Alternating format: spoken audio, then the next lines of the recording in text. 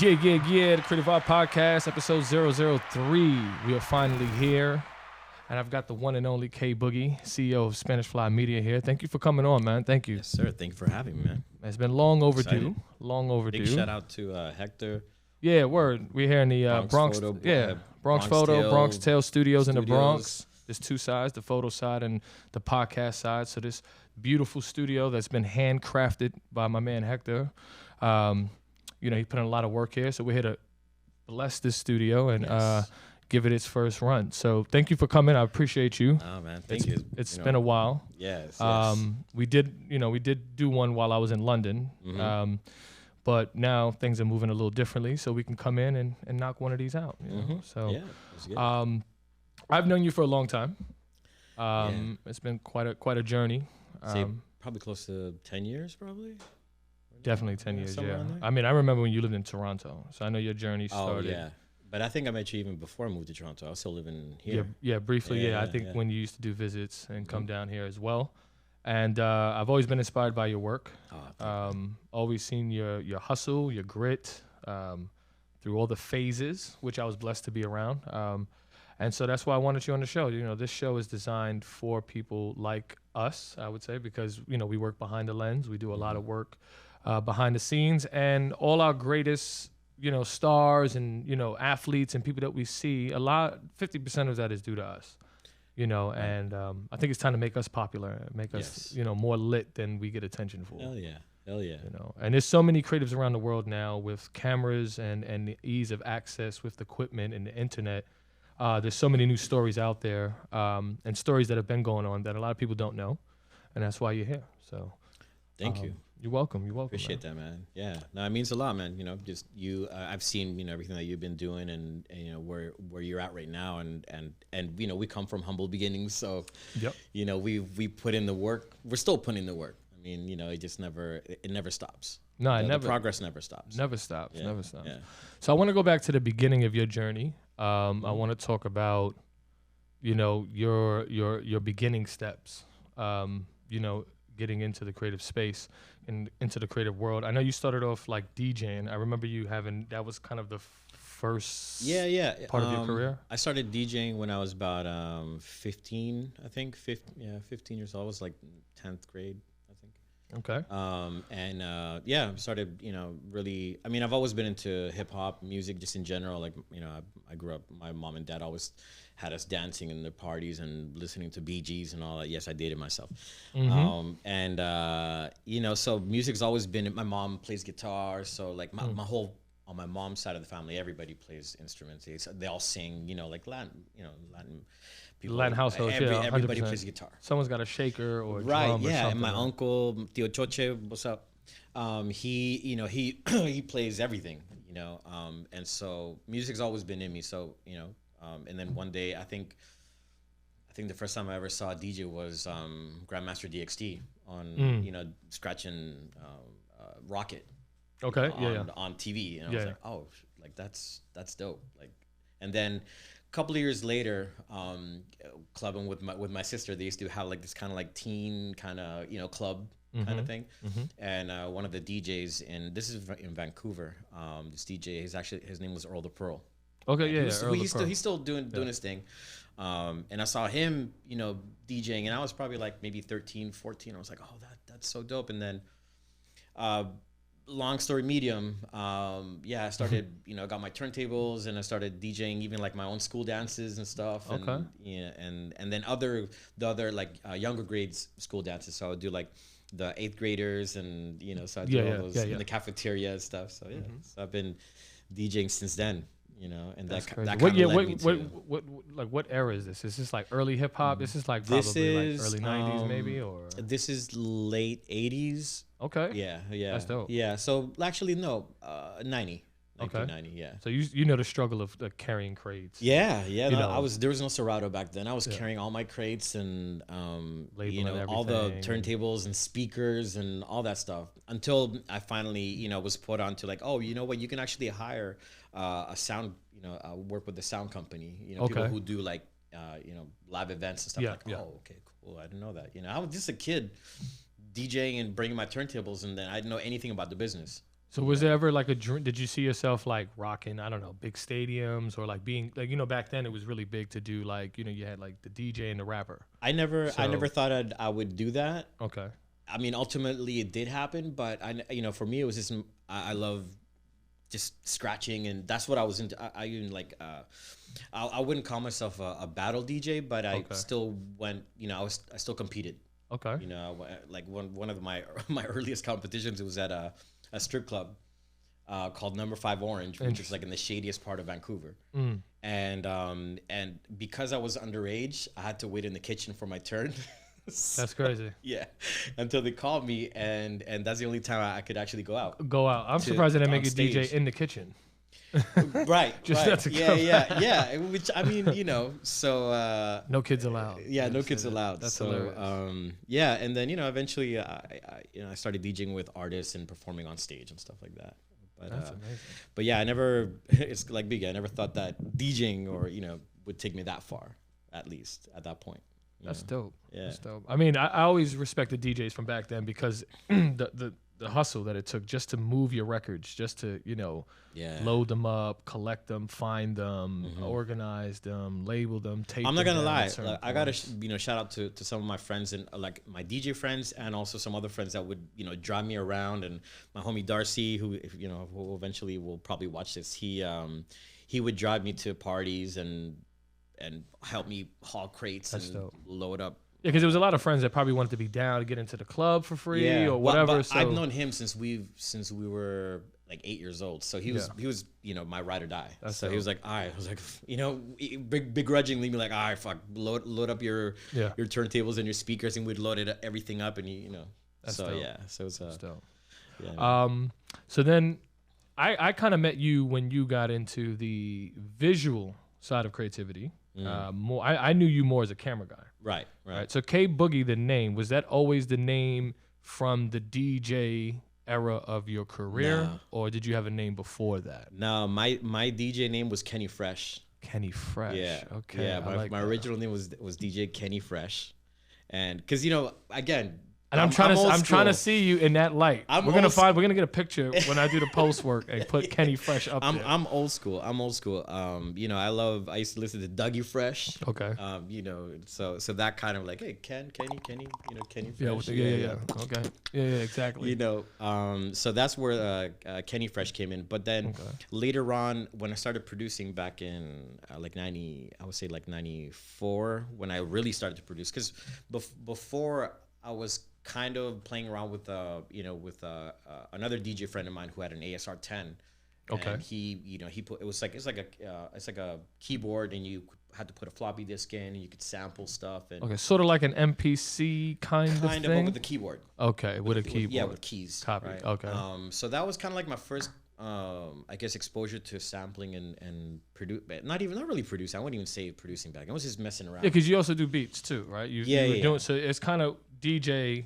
Then it was more production, beat making. It was a natural progression for sure. And then I kind of came in the ending of maybe the beat making side of it, right? More into the camera side. I'm still producing. Okay. Yeah. Okay. No, you came in more so at the beginning of the video production side of. Yeah, because I remember that just being very heavy. Our conversations were always very based on lenses, cameras, perspective, lighting, sound. I was always heavy into that. I've always been into photography for years, even way before we met. But the transition from photography to video was it was almost like second nature. The only difference is that now there's motion. Yeah. What led to that? What made you go, okay, I'm gonna leave this? Technology. Okay. Because when DSLR started, because I had a Rebel XTI, I think that was like my first like DSLR. Okay. But it had no video; it was just photo. Okay. So, when in the advent of DSLRs coming out with video, then I was like, oh. Which was a game changer. Yeah. I was like, I can film with my camera. And take the pictures, And high-end pictures and have that option. And get blur and all of the stuff. Yeah, like the bokeh and everything. Yeah. And So that was like really the catalyst behind me getting into film and, videography and all that. Did you think, was this more of a business decision? Like, I could, this could monetize for me, or No, was it like, never thought I about. really just want to get behind the camera and document what I'm doing? Yeah, Or what, okay. it was. I just wanted to like reproduce what I was seeing on TV or in film and do it myself. Okay. Was there any early inspirations, like from the camera side, of any directors that you watched in hip hop? Because obviously that's probably one of your main influences of music. Yeah, So, yeah. As far as like like the Hype Williams and like that. yeah, It shout out to was Hype an Williams, aspiration. Yeah. Obviously, budget-wise, it wasn't possible, but at least I think on the post-production side was where I think I could kind of try to match that, because it was a lot of color grading. Even back then, I was trying to like get some really yellows and oranges, and kind of the like the 90s Biggie videos.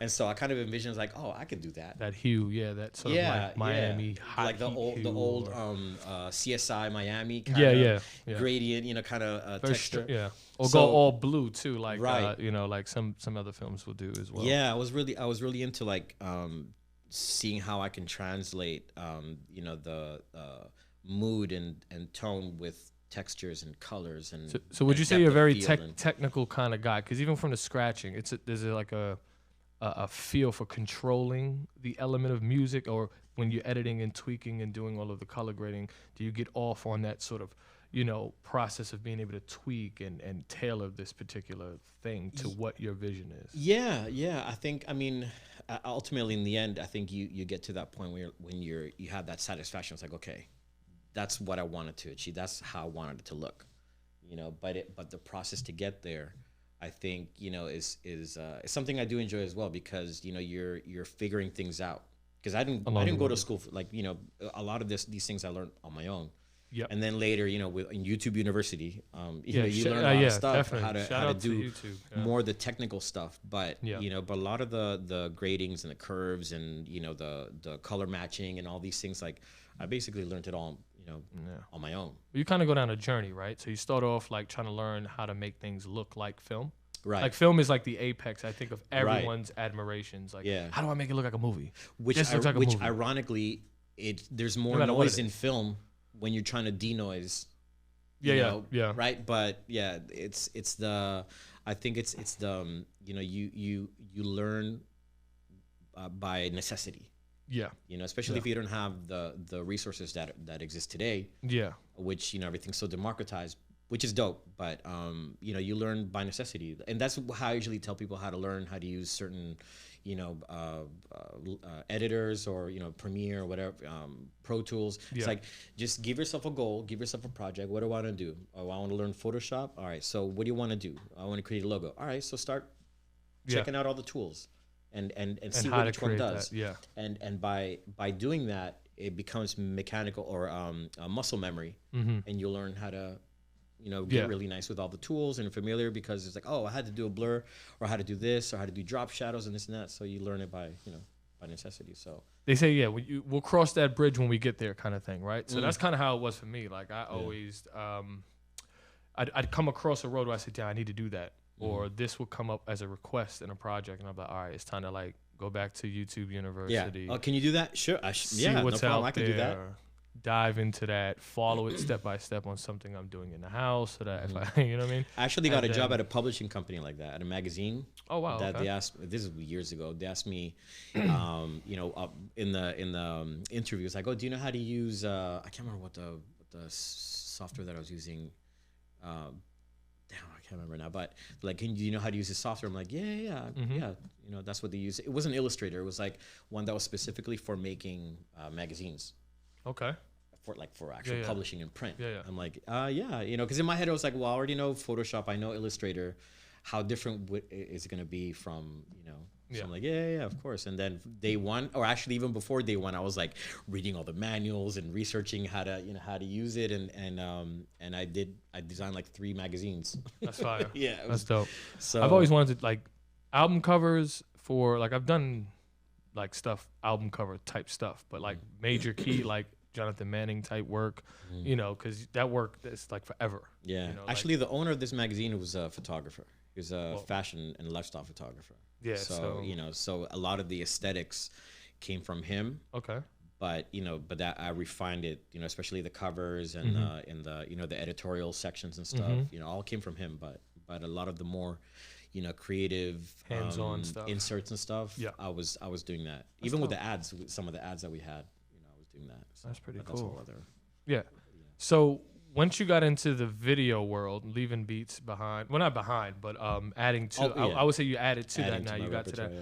Was what did you start off shooting? Was it like documentaries? Was it music videos? Was music it videos. Like, okay, yeah. Which is usually what most of us. I mean, that's how I started. Well, I mean, it was it's the environment that we worked in anyway. We were 100%. At a recording studio, at DSN. Yeah. So shout out to DWI. Yeah, shout out to the homie. And just being around other artists is like, okay, well. And like you mentioned before, the monetary side is like, all right, well, maybe I can make some money, shooting videos. So there was a pretty good pool of artists that came through the door all the time, and you know this. Yeah. You just chop it up with them, and you're like, oh, so you need a music video? Cool, I didn't have business cards back then. I was like, yeah, I can shoot facilitate something. That for and at first, you do the which is something that I still apply every once in a while, but you do the freebie.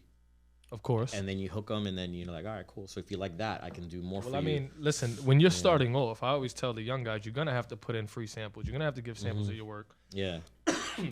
You're going to have to show people what you can do, and you have to learn. It's almost like spending money to make money. You sometimes, to land that job, you gotta, all right, you know what, or you approach a business, you say, oh, do you mind if I shoot some of your products and some B-roll and then put something together completely free? You don't have to pay me. And they're like, oh, okay. Well, but if you do, we can work together to do something else. That's how you kind of like get your foot in the door. You gotta build it up. You gotta build it up, especially if you're not going to university. Like even if you do go to university or college, like business is business, regardless. Yeah, you still need a solid resume of on the field work that you've actually done with real life experience, with real trials and tribulations and real responsibilities. So that's why with tangible results. Sometimes if it brought in a certain amount of clientele or whatever, how to benefit that an actual real company. And I find the failures as an independent, when you don't go to like school or something, the failures hurt a little bit more harder because there's no one there to go, okay, it's okay, or like a teacher or nothing. Like if you screw up, you kind of damage your rep. You have to figure out how to bounce back from that and apologize, make it up. Like, it hurts a bit more, but it builds character, and one thing I know all photographers know is that memory card erasing by mistake and losing stuff. Like when that happens to you, it happens to the best of us. Yeah, when that happens, your level of awareness in terms of memory card or what's on there or dumping it off becomes so much more sharper. So you become a lot stronger. Your workflow. 100%. So after music videos, right? Well, is there anybody notable that we would know in history and music that you might have gotten a chance to work with? Yeah. I mean, just off the top of my head, Chris Rivers, Big Pun's son. 100%. We shot videos together too. Yeah, I got a couple of chance to shoot a couple of videos with him. Are you in the one with Styles P? I know I got in there. I got in the back. I know D's in it. The one with Styles P. Draft is in it in the back. Was that the one shot under the bridge? Nah, it was shot right on the corner of the old DSN studio in the Valley. No, I don't think. Yeah. On the right Bruckner? But it was right in front of the studio. No, you wasn't there. No, I wasn't there. Okay. I shot Chris actually a bunch of times, and I did photo shoots with him too. That's just again, it's like the relationship that you have, with Chris and other artists that come through. Well, you see them all the time. You do the same things. Eventually, it's like, let's work together. Let's put something together. So and just as a side note too, like sometimes a lot of those artists, even like the big artists that you meet, a lot of times you end up just building relationship just on the love, and you never work on anything, but you end up like just chopping it up and just becoming 100%. Friends, right? Yeah, 100%. Drez, that we worked together. We shot Drez. Yeah, that was Black dope. Sheep. That was an epic video because it was planned with me and Drez, and then obviously I called, which I always do, whether it's especially now with Hector, or or yourself. I would always come for my big guns. Like, look, I need a gimbal, or I need this at the time, or whatever I might need, or just an extra hand. Yeah. And I know who to trust. I have a relationship with you guys. You know how I am. I'm very anal and very perfectionist type stuff. That's just how I like everything to be as high end as possible. So I called you on, and it was freezing that day. It was we're shooting so cold. on Randall's Island. No, Roosevelt Island, Roosevelt, which is a small sliver of an island for those in London who might not know. For those non-New Yorkers, it's a little strip island between Queens and Manhattan on the East River. Yeah, cold AF. Yeah. It was like middle of winter. But you know, I always tell the story of that video shoot because Drez is one of the illest and most humble people, like artists, that I've ever met or worked with. He was really, eager to let's just get it done. And I remember we brought the car in where I don't think we were supposed to bring my brought car as far as we could down the island. Yeah, and then he was like, all right, let's just warm up in the car for a little bit, and then all right, ready to shoot. All right, let's do it. Play the music background, and then but he was 100%. We did it guerrilla style. We shot here, there, got on the hill and everything, and he was real cool. When we were by that water, that breeze was so cold, and I had right under the 59th Street Bridge. Yeah, right by the one that goes into Queensbridge. Queensbridge. Yes, Queensbridge. Yeah.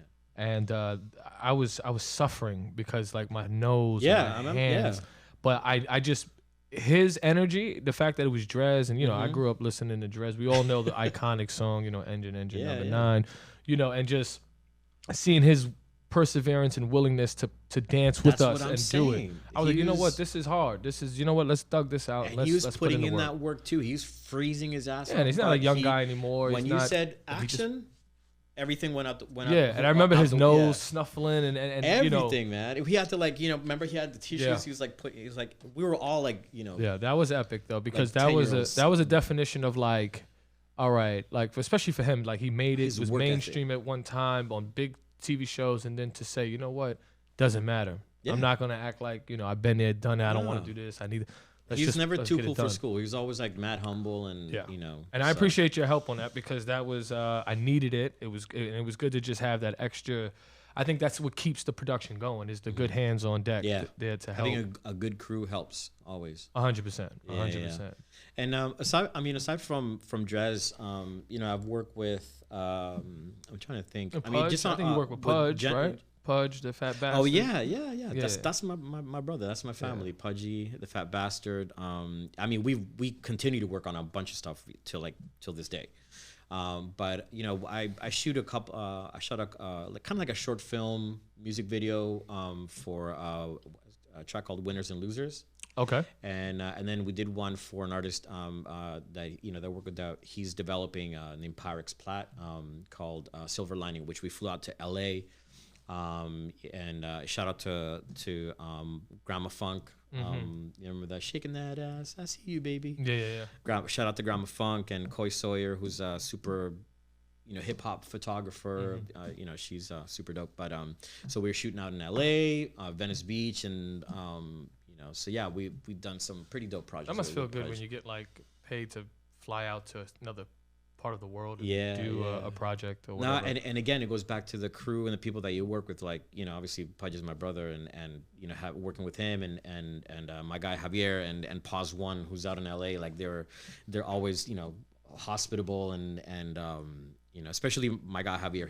He turned out to be my PA out there, and he was really helpful. He drove me around everywhere, and he even found the spot under the LA Basin, like the bridge looking at downtown LA, iconic, with the it's really dope. But shout out to him. With Pudge and I worked a lot with General Steel, Smith & Wesson. Shout out to my brother General Steel. We shot a couple of videos for one of their projects, building bridges and some other features with this artist from Toronto named Fortunato. Okay. Shot a video with him, and actually, coincidentally, because of Fortunato, I also shot a video with Sean Price. Rest in peace. That was a dope experience, and I got to work with him as well, being on stage with everybody there. Shout out to everybody in Bucktown. And so how does that feel when you know that you've worked with certain artists that have made substantial history musically at their particular time in the industry or in music history, in hip hop? How does it feel to be a part of that? Because you are essentially a part of that journey, no matter what period you come in, whether it's the early stages, the high apex stages of their career, or just the latter? I like to say the latter years of their career. Yeah, I mean, just taking for example, I can't forget my brother AG of Digging. Oh yeah, shout out to AG. Yeah, 100%. Yeah, it's humbling and it's really dope. Sometimes you're so in the grind that you don't stop to think about what who they are, or because at the end of the day, I mean, they're people just like everybody 100%, else, right? But they, what they mean to the culture, sometimes you forget that. Just what they've done musically. Because as a person, we're all people, but you, at a particular time in history, you did something that either sold millions of records at one point, made someone very rich, because of your talents, and were worldwide or had a run that very few people can say that they could have achieved in their lifetime. Yeah, like you look at AG, Digging the Crates, Smith & Wesson, General Steel. Like I've been on stage with them so many times, even with and Sean Price being on stage with them so many I was on stage with them so many times that I learned their catalog of music. The routine. Oh, that's crazy. Yeah, okay. When they come out and the order of the songs and stuff like the production manager. Yeah, like I know their stage show. That's how many. Could you do the dance if they had choreographers? No. I can see. K no. Well, I mean, Smith & Wesson, they don't have any dance choreography, no. But it's very. If you went on tour with Chris Brown, then you would have to. Then I'd have to learn all my Running Man. I would love to see that. But I could get down. I'm a b-boy too, so I could get down. I could do some some top rock. That's funny. It's just it's dope to look back on what I've done with them, and even just the relationships that I built with them. It's dope to say, like, Andre the Giant AG is my brother. General Steel, that's my brother. Pudgy the Fat Bastard, that's my brother. Like, and it's crazy to it's almost like a unicorn to or unicorns, because it's very rare that you find or you work with people of that status, especially in the culture, that are so humble and just real dope people. Like like they'll give the shirt off their back. Like sometimes they'll check in, all the three of them, for example, they'll check in every once in a while, message me or text me. It's like, just want to say what's up, and hope family is doing great, lots of love, and it's like, a genuine relationship as well between which is cool, because you grow up as a young person, you see them in the highest light. They're the little babies and the Khaled's of their time. Right? I'm not gonna lie, I've told Steel, when I was young, back in when The Shining came out, that I was listening to that album back to back, and it really marked a certain part of my life. Of course. And then, after a while, hanging out and not even working with him, we mostly hung out. And then I would tell him, some stories like, yo, can I tell you something? He'd say, hey, what's up? It's like, when I was listening to that album, it just meant a lot.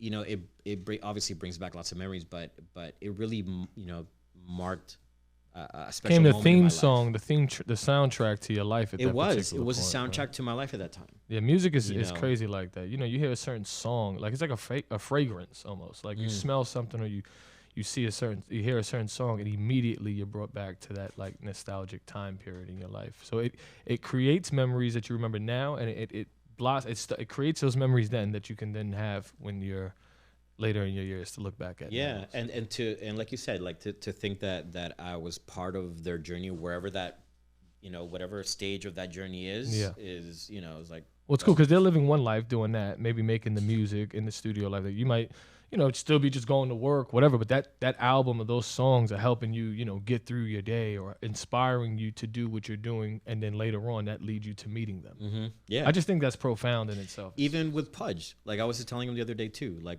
but Pudge the Fat Bastard. I mean, if you really dig into it, you have Think Big, and you have like Checking Out the Avenue, and all these songs, and I'm like, it never clicked to me. It's like, oh, I was, doing this in my life when I heard that record.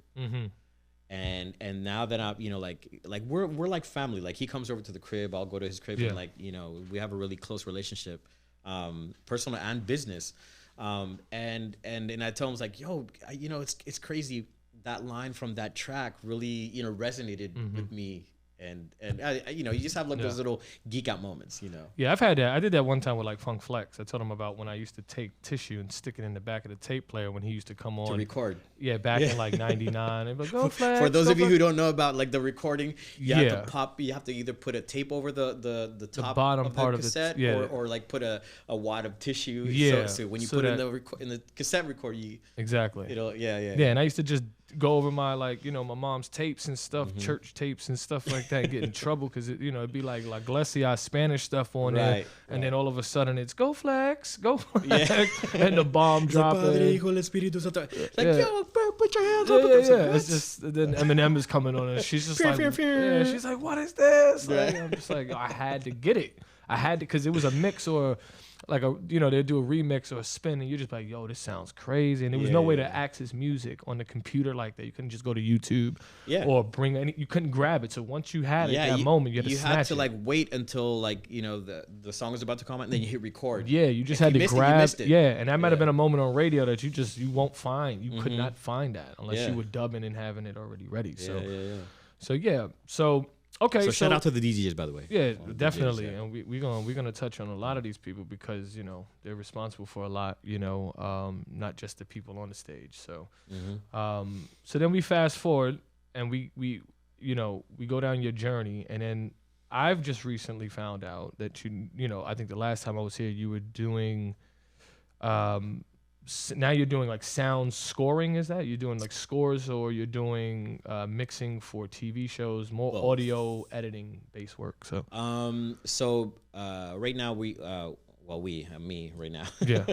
I'm doing a lot of post-production audio, or what's called re-recording mixing. That's like the fancy word, which is basically just mixing the music, effects, and dialogue for films and TV shows. Okay. Yeah. And how'd you come in? How did you get to that phase of your career? Like how did that happen now? Well, when I had my studio, I had a client come in to do ADR for his film. ADR is automated dialogue replacement. So, when the dialogue is like the capture is like too loud, or it's like really the audio was cutting in and out on the actor, then they come into a studio and re-record that dialogue. And then sync it.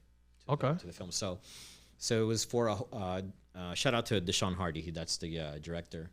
Okay. He came in to do some ADR for a horror flick that he had just shot, and that actually that turned into me mixing the film, because I think at the time his editor wasn't really a sound guy or a mixing engineer, so it was just kind of like. The levels were all over the place. The dialogue was all over the place. It needed to be mixed down. And it needed to be mixed right. Well, that's cool, because that kind of goes back to your early days of DJing and recording artists. Yeah. And even before that, I think we kind of skipped over my my engineering. Okay. Yeah. You had that phase as well. Yeah. Yeah. Definitely. So I've been engineering since like 2006-ish. And I'll tell you this: all the mixes all the music that I've heard from K Boogie, from artist AG or whoever's been there. Anytime I'm in the studio and I hear it, the final product always sounds top notch. Thank you, appreciate that. Yeah. So so the transition from, engineering and mixing music, to mixing films wasn't a huge jump, but more so dealing with more elements though with film. Yeah, more so on the organizational side, because you're going from maybe like 30 tracks or 20 tracks when you're recording music. Between a lot of the instrumentals and the vocals. Especially if you're like a live band or something like that. Yeah. Okay. You're going from that to, like 300 to 400 tracks, of like effects. And small sounds in the background. And the dialogue, and then, the reverbs, and like there's so, and the music, all the music as well, that sometimes I'll get, the music tracked out, so in all their elements, and I have to mix it there. Or I'll just get like a WAV file of it. But and you're talking about like what, an hour, 2 hour film or a TV show, so that's a lot longer than a 3 minute, Yeah, right. You're going from like a 2 minute or 3 minute track to 90 minutes. Yeah.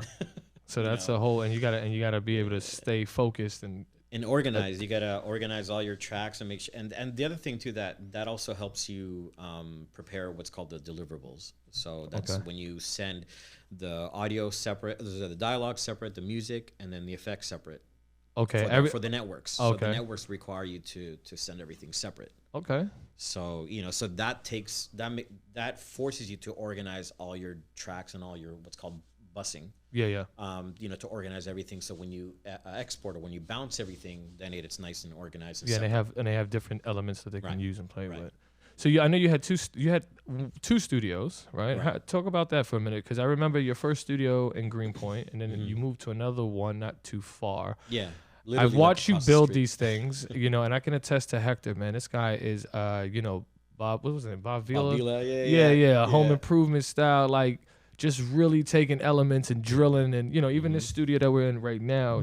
Shout out to Hector. Yeah, shout out to Hector, bro. Like, I mean, this guy put in elbow grease. Literally, what we're have our elbows on right now is like this is handcrafted. This is like Jesus Christ. You know what I'm saying? Handcrafted. Blood, sweat, and tears. You know what I'm saying? Yeah. Carpentry, and I appreciate that. And I watch you do the same thing. Talk about that bit of a journey in the time, and you don't have the studios now that you had, right? No, so we closed our studio just after COVID hit. Okay. So I guess that was like March. We decided to close it April, May, and then by June we were out. But luckily our lease ended in July.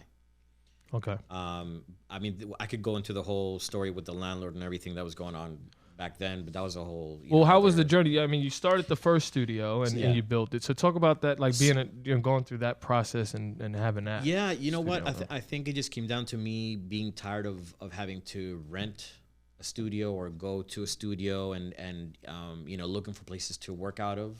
Okay. So it's a more consistent place to just come and make yours. Yeah, I needed my own space to for the music side, and also my own space for the production side, but that I could also rent out to other content creators, photographers, videographers, or whatever. So, and our first studio, even though it wasn't that big, I still got bookings from like HBO and a couple other they'll come in and transform the space into whatever I've covered some. I think there was a film being done. I did the BTS photography for that one time there on set. It was a film school, and they were teaching the kids, but it was at the first Spanish Flying Media. I have all the pictures. Yeah, I have all the pictures. I completely forgot about that. Yeah, see, that's what I love about photography is that pictures, you'll go on and you'll forget, and then all of a sudden, I'll show you a album of photos. You'll be like, whoa, like damn, like we had good traffic at that. Even though it was a smaller studio, it was it was beautiful. I mean, I loved the recording studio side. I still have pictures of that where you had the recording, the booth. Yeah.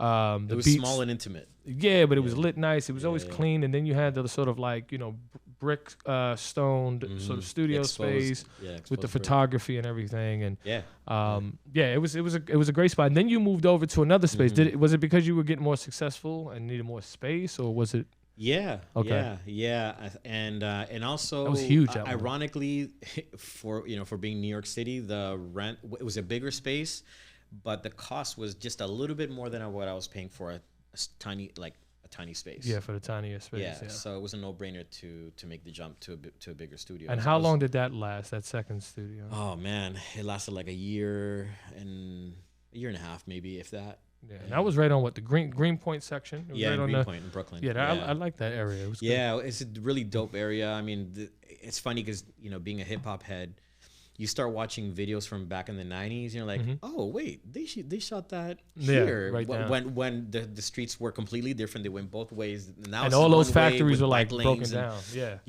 and even it's funny because I was listening to Master Ace, and I was watching some documentary. And he was talking about the photo shoot for Disposable Arts. And I don't know if you remember that cover, but he's sitting in the middle of a street. There's a street light behind him, and he's sitting on a car, like on a thrown away car seat. Disposable Arts, disposable, right? So it's super dope cover. But I'm looking at the cover, I'm like, and I look at the buildings, even though it's out of focus, like you spend so much time in a certain neighborhood, you're like, the buildings. Yeah. So I'm like, I know that brick. Right. I know that. I know that perspective. And lo and behold, I did a Google search because I had to see the brick and the architecture. I was like, yeah, that was my building. That's back crazy. in was it 94 94, I think, or 95. Oh, wow. I think that album. No, I think it came out later. So yeah, no, that's it's a dope area. I love the Greenpoint. Yeah, it's super cool, man. Especially like if you want artists to come there and they got the water there in the summertime, it's really nice and you get a great view of Manhattan. Of the city. Yeah. And so in that building we have rooftop access. Yeah, it's very inspiring. Allegedly. Okay, yeah, I don't think we've ever went but it was super dope. And it was, I mean, we went from like 600 square feet to almost 1,000 square feet. Wow. Yeah. I really enjoyed that time because I did a few things there as well. And, It was always useful to have that. Yeah. So throughout having a studio and all these different phases, obviously it takes a lot of investment, a lot of time, a lot of money, a lot of energy. Has there ever been a time, and I always ask this, and I'm going to continue to ask this to different people I interview because I think this is the part where like the younger generation or other people who are taking this journey might find it discouraging because it takes a lot of money, work, investment. A lot of people aren't rich that get into this game. This is kind of a rich man's game. No. You know, even though it's a lot cheaper and accessible for things, it's still, I mean, you know, if you want a great quality lens, that's going to cost you $1,200, $1,500. I mean, that's car money. You know, you can get a car with that. So has there ever been a time where you just like, yo, why am I doing this? Like, this is now causing me more stress, more financial exhaustion. Sometimes, Sometimes you get to that point where you're like, man, I feel like I'm spinning my wheels sometimes, you know, especially on the, you know, in the industry that we work in.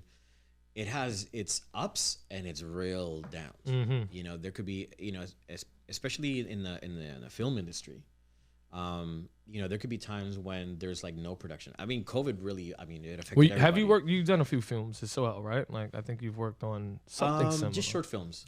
Yeah, okay. but on the mixing side, I've worked on, you know, stuff for networks. But myself shooting films.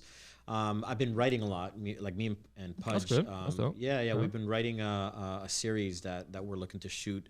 Not sure when, but it's one of those projects that we're like, you know, it's our side project. So we're like, I mean, it's like this podcast. I've done 1, 2 a while ago, then I'll come in and do another. It's kind of a creative stimulus for me to be able to just create different things. Creative outlets as well. And you do it at your own time and until you have to. I mean, we got a lot written. I mean, I should say Pudge. He wrote probably like 3. I'm trying to think.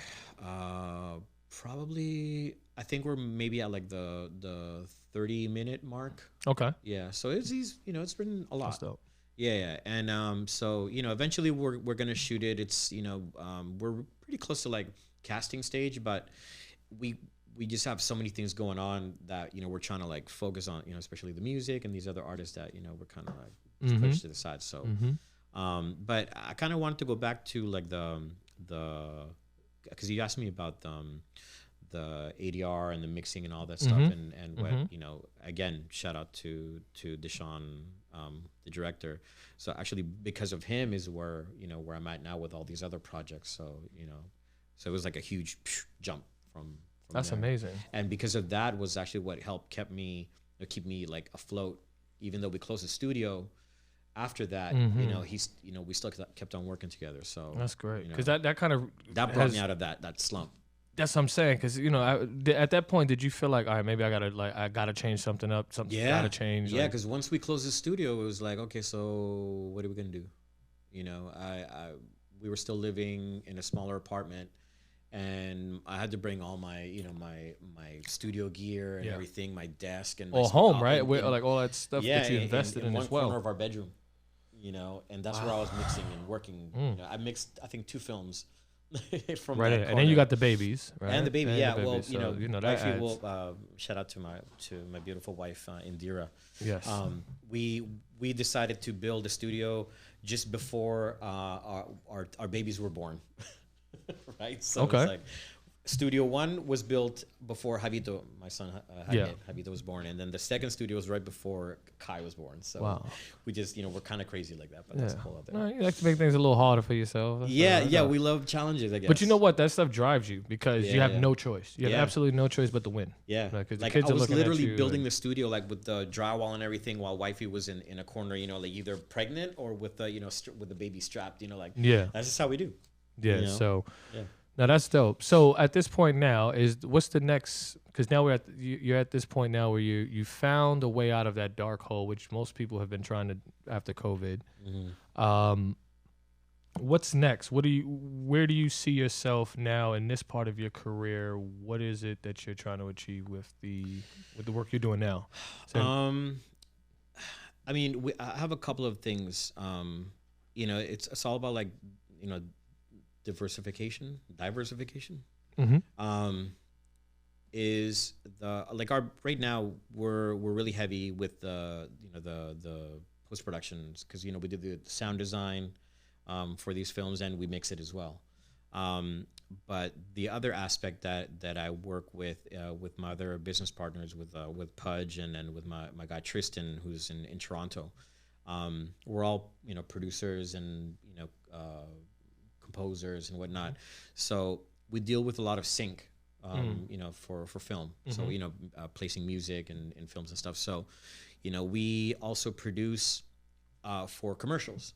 So we're constantly either producing or creating a catalog of music for for advertising or for scores, and we just keep on building. So whenever we have an opportunity for to place our films or our music in these films, we have our catalog. So with that, we're also looking to expand. If things go well with another. With partnership with the studio that I think I might have mentioned to you in St. Louis. Okay. And where it's a massive production studio, audio production, but the owner, he's also a composer, and so he does a lot of scoring. But he also they work with an orchestra. Classically trained musicians. So that's dope. We're not transitioning, but adding to our repertoire is custom scoring for films for a fraction of the price, basically. Okay, so you can bring the full-on like Disney style sounding type like John orchestra, Williams, Tim Burton movies with the that's crazy. Yeah, that's like dope. Writing from from start to finish. That takes a film, a production, and idea to a whole nother level. Yeah, to a whole completely. And business-wise, I think if you can access that type of production power. Musically, sound-wise, it's the perfect complement to what we're doing. Like we not only do the sound design as far as like the effects and the opening doors and the cars and bing, all that stuff, but we can also create the music to help tell the story. To tell the story, that's dope. Because I mean, between myself and Tristan and Jeff, who's the owner, I mean, he's a really dope producer as well and composer. So we can translate all those ideas into moods and emotions and all that. So so I'm really excited about that. And just moving forward, just working on films with bigger budgets, and hopefully one of these is get one of those Emmys or you'd be in the background was one of those guys that's like up on stage and they're like, this is the sound guy, this is the director, this is that. Right. Yeah, no, that's great. Yeah. I'm happy to just be building my IMDb at this point, but Okay. So eventually, that's where we're looking to grow and expand and really, take over. Especially people of like for Latinos and just Black and brown people to like be able to do that. Yeah. For me is really important. Well, the doors are opening, and you're doing that for the next, And I try to do that. I try to work a lot with with Latinos and like basically the whole Black and brown community. Because we need it. We need to keep doing that. I mean, everybody else does it, so why not do it? It's not nothing. And I believe that's how we can really grow, and especially in this industry that's we don't have much representation. And it's coming. It's coming. Little by little. Things that everyone you shout out to John Leguizamo. Idris Elba's doing stuff. Like you got Tyler Perry with studios and stuff. So it's obviously taking a change. But your journey has been dope. It has been inspiring to me in the work that I've done. Your professionalism, your ability to do great, clean work, your constant evolution technically and personally. And, so it keeps me going, keeps my engines going. And that's why I wanted you on the show, to tell your journey, just to, give people out there in the world, whether it's here in the States somewhere or in the UK where I'm based now, just to relate with other creatives. So one last thing I want to ask you before we wrap up is there any information that you would like to give to, I don't know, other creatives out there, whether here or abroad, that would be helpful? I don't know, anything that you would, because you've been through so many different phases of the game, so you could help, somebody with some piece of information. I don't know. I think, just really, do your research on whatever field or genre or, industry that you're in. Because when you want to compete, knowledge is supreme. Yeah. Knowledge reigns supreme, KRS. Yeah, no, but it's true. And, being well informed and just professional too, being on time, what we mentioned before, punctuality, being, a good customer service, good people skills. Yeah. But I think the main thing is learning to build relationships, because that goes a long way. Down the road, you don't want to burn bridges, you want to build them. Right? 100%. Yeah. So, just, do a lot of research on what, whatever you're looking to get into, and surround yourself with like minds. Very important. Yeah. Very important. Yeah. Very important. Having people of like mind, we bounce ideas off each other all the time. And even with Hector too, we talk about like lenses or music or new tech that's coming out. Which is a whole nother discussion that we'll definitely get into at some point. Oh yeah. You can talk about that all day, but I think that's stay knowledgeable about your industry, and look to always build relationships, networking. That's dope, man. Yeah. Well, where can the people find you? How can they reach you if they wanted to hire you for your expertise? Where can they see your work? Where can they do more research to find out more about Spanish Fly Media? Yeah, and K Boogie himself. We're pretty much everywhere where people are at. Okay. Instagram at Spanish Fly Media. Yep. Twitter at Spanish Fly Media. Real simple. YouTube, Spanish Fly Media. Facebook, Spanish Fly Media. So just Google Spanish Fly Media, basically. Yeah. And if you're on Instagram, you can actually even look for the hashtag mixed by SFM. There you go. And please don't send like a really like generic. And SpanishFlyMedia.nyc. You can find us, our website. Yeah. Cool. Yeah. Well, make sure you hit up K Boogie, Spanish Fly Media. They out here active. You know what I'm saying? And this is the Creative Vibe Podcast. This is Demetrius Behind the Lens, your host. And this has been a great talk. And we will see you on the next episode. Peace.